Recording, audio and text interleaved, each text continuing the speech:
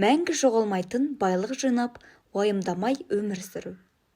Жер бетінде өздеріңе дүние байлық жинамаңдар. Оларды күйе жеп, тот басады, немесе ұры бұзып кіріп ұрлап кетеді.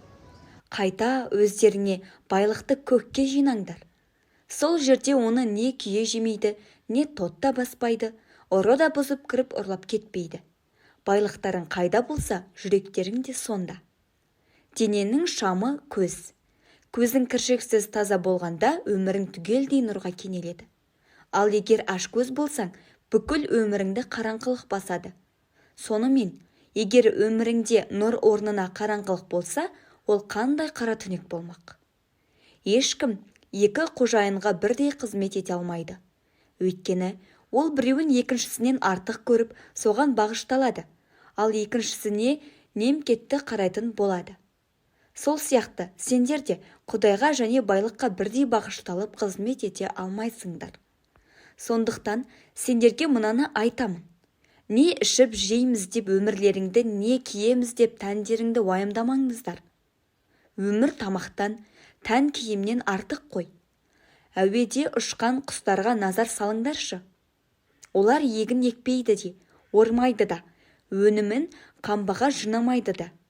Бірақ көктегі әкелерің оларды асырайды. Ал сендер құстардан әлде қайда артық емессіңдер ме? Сондай-ақ, осындай мәселелерді уайымдап, араларыңдағы қайсысың өз бойын тіпті бір қарыс ұзарта алады? Неге киімдеріңді ойлап уайымдап жүрсіңдер? Даладағы қызғалдақтарың қалай өсіп тұрғанына көңіл бөліңдерші. Олар еңбек те етпейді, жіп те ермейді. Сендерге былай дейін.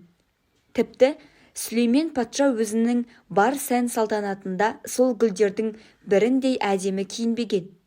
Ал енді бүгін далада өсіп тұрған, ертең отқа тасталатын шөпші Құдай солай киіндірсе, сендерді әлбетте онда бетер киіндірмей ме? Сенімі аздарымай. Сондықтан не ішіп жейміз, не киеміз деп уайымдамаңдар. Тәңірге мойынсұнбайтындар барлық сондай нәрселерге ие болуға тынымсыз ұмтылуда. Ал бұлардың бәрінің сендерге қажет екенін көктегі әкелерің біледі ғой. Ең бастысы, Құдайдың патшалығының қамын ойлап, Құдайдың әділ еркін орындауға ұмтылыңдар. Сонда көктегі әкелерің сендерге бұлардың бәрін қосып береді. Сонымен, ертеңгі күн туралы уайымға салынбаңдар. Ертеңгі күннің өз уайымдары болады. Әр күннің қиыншылығы өзіне жетерлік.